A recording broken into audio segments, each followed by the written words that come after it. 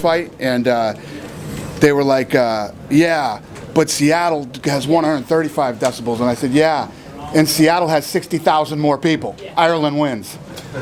Compare Dana to like something like Toronto when you did 55,000, and this is only 9,500. This is louder.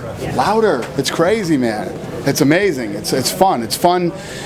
You know, me, you, and anybody watching that are fight fans to be a part of something like this. On TV, people were going crazy. Being here live is just a whole nother. It's crazy. Do you have any idea how it did on TV here? No. It just aired. We won't know till. You know, did very well on Fight Pass. Pinpointed Vegas. Why Vegas as his next fight? I don't know. I'm just saying, probably fighting Vegas. I was saying to Lorenzo, what should we do with him? He said, let's bring him to Vegas. I said, okay. Let's bring him to Vegas. Conor's talked many times about he wants to be a two-division champion in the UFC. Do you like a fight between him and Norman Park at lightweight? I like him to relax. I like he's ambitious. He just needs to relax a little bit. I love the way he is. I love the things he says. I'm telling you, he reminds me of Ronda Rousey. Him and his visions remind me of Ronda Rousey. Ronda Rousey has a million visions too. And, she had a vision of her and I meeting and me bringing women to the UFC. She had a vision of, it's crazy when she talks about all the things that she had visions of. And then I listen to him talk now and it's hilarious. So, Dana, how do you keep that check? I mean, with Gunnar, you said, I don't want to rush a guy. Obviously this was a hell of a situation for Conor to be in right here. So, How do you think for Conor is, or do you think he's special? Conor fought a guy tonight who was the best shape I've ever seen him in. Mentally, he was there.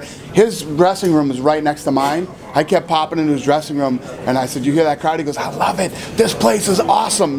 So it's not like he was sitting in there freaked out by the crowd, feeling like he was on. That kid was on tonight. He came here to win, and he's a tough guy when he's mentally. And physically there, he's a hard guy to beat, and Conor made it look easy. So now you got to look at this and go, wow, he beat a real guy tonight, and, where do we go next, But we got to get back, talk to Joe, and sit down and hammer through this thing. Figure out what you do for him next, for a kid like Gunnar Nelson next. Sean and Joe.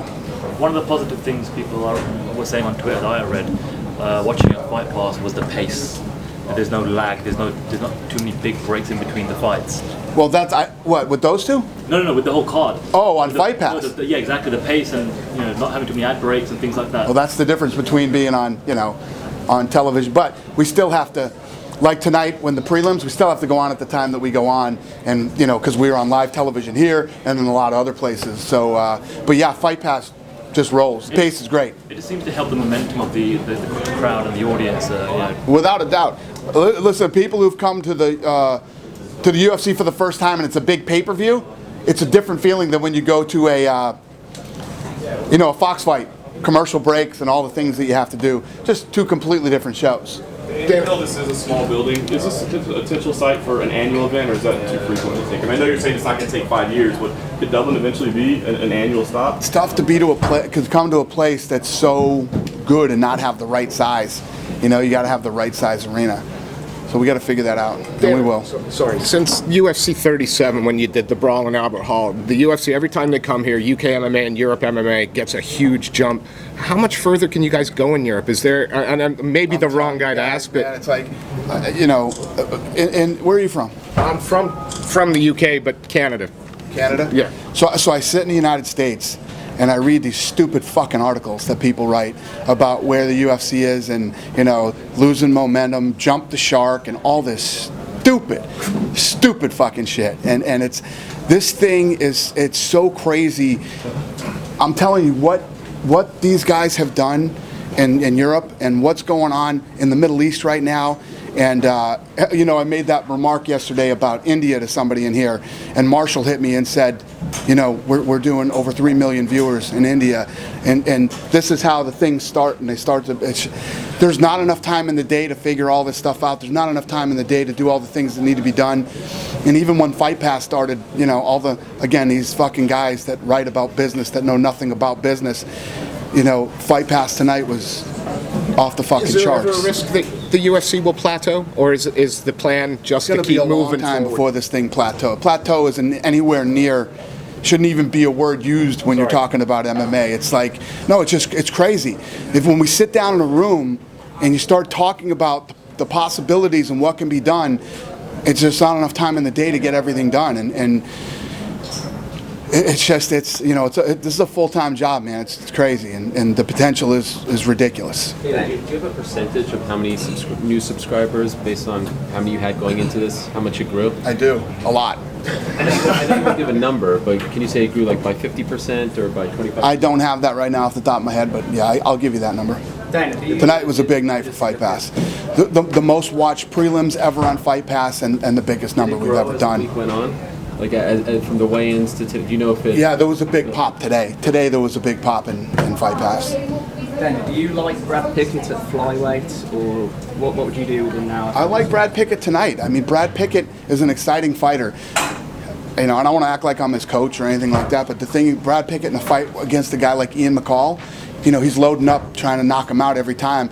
And McCall is a fast guy that moves, you know, and you know he doesn't have a style that's a big fan favorite. You know, he fights those type of fights where he'll come in and hit you with some big shots and run, shoot on you, and do things like that. Pickett was trying to knock him out all night. Brad Pickett would have sit back, used his jab. Oops, I'm sorry, ma'am. Just hit a lady with a jab. If he would have used his jab and set up his punches and threw punches and combinations, he could have had the fight would have looked completely different. He just went in there tonight trying to take Ian McCall's head off. Brad Pickett is a fun fighter because every fight Brad Pickett's in, he's usually in the pocket throwing bombs with somebody, and you know he ends up catching them and knocking them out. But tonight, I just think he fought the wrong fight. So who do you think is next for him? For Brad Pickett? I don't know. I don't make fights after the fights. I don't know what. Did you get a chance to meet Nate the Great Kelly this week? Nate the Great Kelly. I don't think I did. He's a 9-year-old kid. Oh, I met him. Yeah, I did meet him. You did? Okay.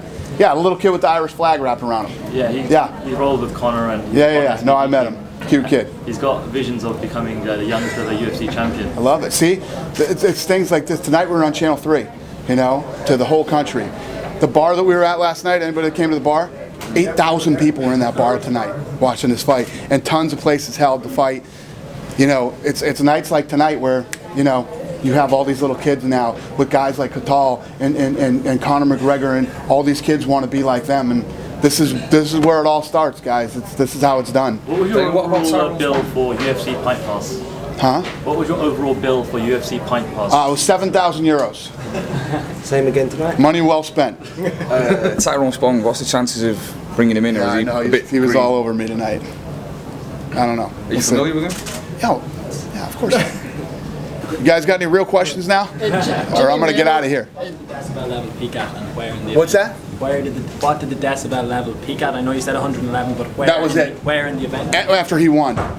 Yeah. And finally, we're talking about the stadium show. Would maybe Belfast be a situation for let's do the show in Belfast, the Odyssey Arena, 12,000, while we get ready for the stadium show? There are a lot of places here I think we could do it. We just got to figure this thing out. Again, your weather scares me. It's not like we can do an outside stadium, you know, and say maybe it won't rain in Ireland today. I don't think I want to bet on that. I don't know. We got to figure it out. Did it exceed your expectations? Huh? It did. It did. I had real big expectations coming here, and it definitely exceeded it. Some of you guys glad you paid your own way over here this time. I mean, wasn't this a fun experience? The people here are fantastic. The country is great, and it's a real cool place to have an event. And again, I don't know, you guys have been to almost as many events as I have. I mean, have you ever seen anything like it? No. It's fucking insane. It's such a great experience to come here. Like I said, the event itself has become an event, you know? Hey Dana, do you think Ilir Latifi could be a potential headliner? Yeah, that kid's awesome, man. He's super talented. He's exciting to watch, and yeah, I like him. Jimi, I know you don't want to play matchmaker, right now, but Jimi Manuwa has been sitting on the sideline and helped you. Do you think that's a potential matchup? How's that sound? No, we have a fight in mind for him already. Yeah. Any other questions? You know Conor's walkout? Huh? Was Conor's walkout slightly longer than you? I timed it at 2 minutes and 20 seconds. Yeah, because I started playing with it. It was longer than that. Right. And I started playing with it, and we cut it down shorter, and I was like, no, that's too short. It was too long, now it's too short. And we played it. First of all, I'll admit I'm a huge Sinead O'Connor fan. Huge! I skipped my 10-year high school reunion to go to Sinead O'Connor. So I'm a sucker for Sinead, and I made it longer. Have a good night, you guys. I appreciate it.